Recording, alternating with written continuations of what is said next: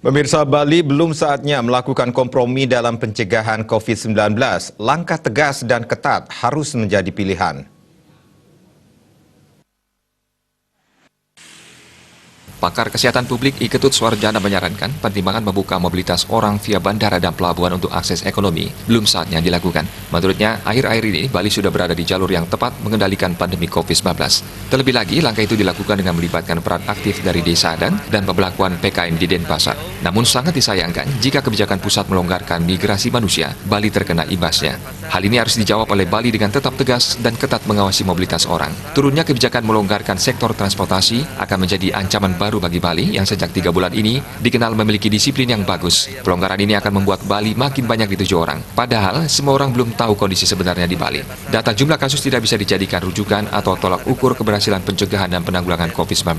Bisa jadi ini seperti fenomena gunung es. Jumlah kasusnya nampak hanya sedikit, padahal sebenarnya jumlah kasusnya jauh di atas itu jika dilakukan pemeriksaan rapid test maupun swab secara lebih luas. Suarjana mengingatkan pemerintah dan masyarakat Bali tidak boleh terlena dengan sanjungan pemerintah pusat terkait keberhasilan Bali dibandingkan dengan provinsi lainnya. Sebaliknya, Bali harus semakin bekerja keras agar Bali secepatnya terbebas dari COVID-19.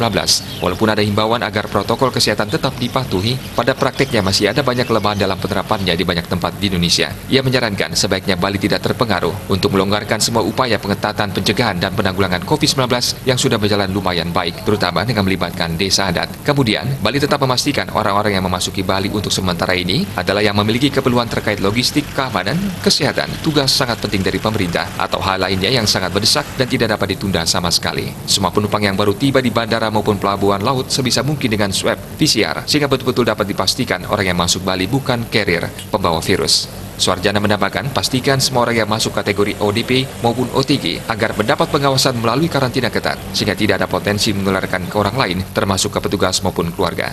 Makanya ia memandang penting sinergi pemerintah, baik itu gugus tugas, aparat keamanan, dinas kesehatan puskesmas, dengan desa adat harus lebih diperkuat lagi, sehingga memiliki kesatuan arah dalam penerapan di lapangan, terutama terkait dengan penggunaan masker, cuci tangan, dan physical distancing.